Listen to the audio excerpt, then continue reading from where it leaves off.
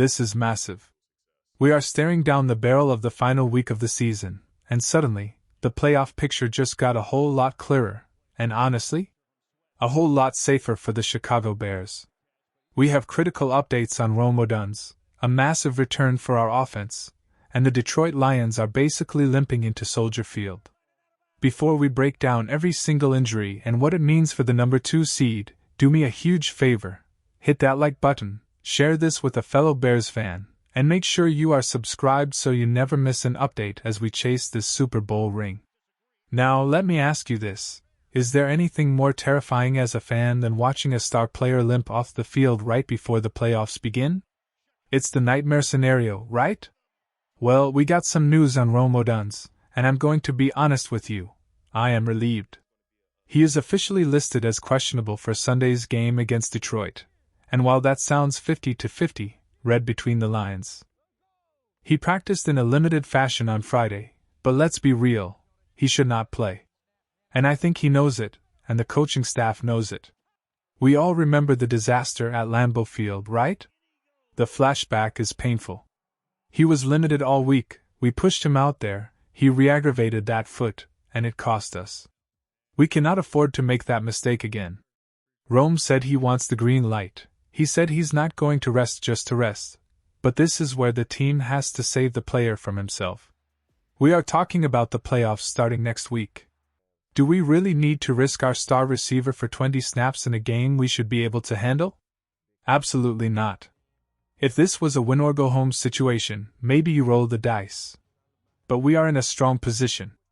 The goal is the Super Bowl, not just beating a banged-up Lions team in Week 18. I want Rome Odunze ramping up, getting a heavy workout in before the game, and then putting the pads away until it really counts next week at Soldier Field. We need him at 100%, or as close to it as possible, to make this run. But here is the news that has me absolutely fired up. While Rome sits, look who is coming back. Luther Burden is good to go. No injury designation. He practiced in full yesterday and today. That quad scare from the Niners game? Looks like it was just a bruise. This is exactly what we needed. Think about the timing here.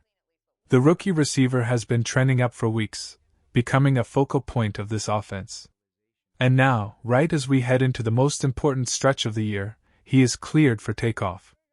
I want to see a heavy dose of him this Sunday. I want to see him and Colston Loveland leveling the field and building that rhythm with Caleb Williams. Because here is the reality. Luther Burden could be our X factor in the playoffs.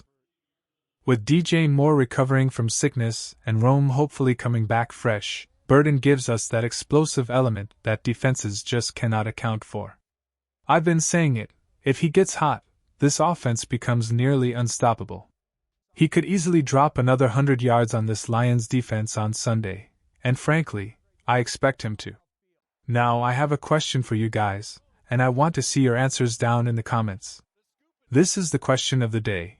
With the Lions dealing with so many injuries, should the Bears rest all their key starters to be safe, or do we need to keep the pedal to the metal to guarantee that number 2 seed?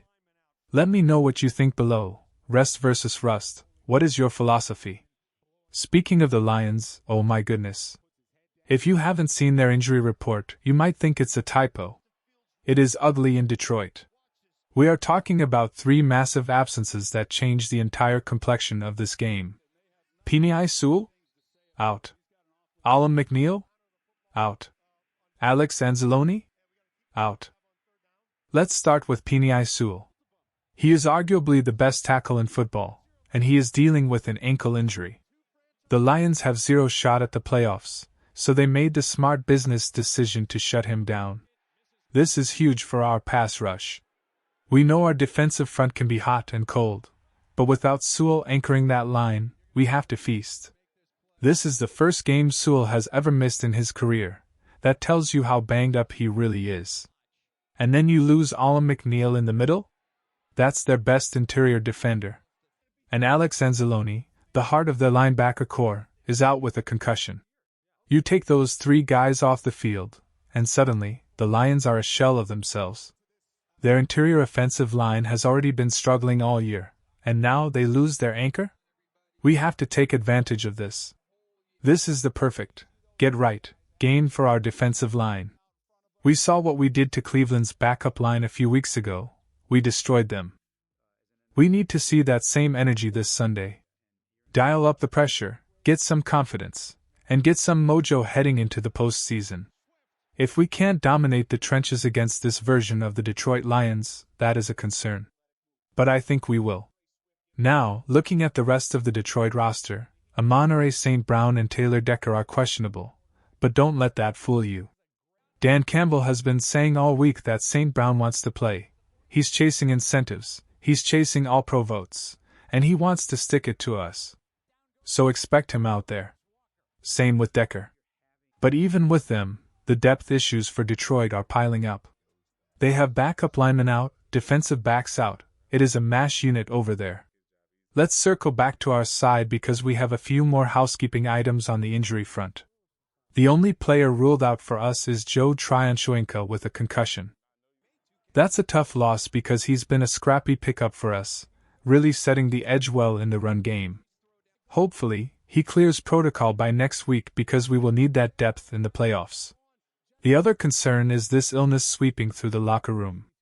Jaquan Brisker didn't practice Friday. Nick McLeod has been battling it for 2 weeks. It's that time of year, guys. The flu bug is real. We just have to hope it's a 24-hour thing and doesn't linger into the game, or, God forbid, spread to Caleb or the other key guys. And keeping an eye on the offensive line, our left tackle is listed as questionable. He's been dealing with a knee and quad issue, limited all week. He didn't elevate to a full practice, which is always a little worrying for your blindside protector. I imagine he plays, maybe they were just managing his reps, but if not, we might see some shuffling on the line. The good news is, without Aiden Hutchinson and Alim McNeill, the Lions' pass rush isn't exactly terrifying right now.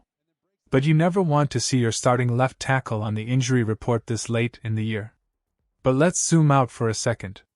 This game is about one thing, the number 2 seed. If we win, we are guaranteed the 2 seed. That means at least 2 home games in the playoffs if we keep winning. That is massive. We don't want to go on the road.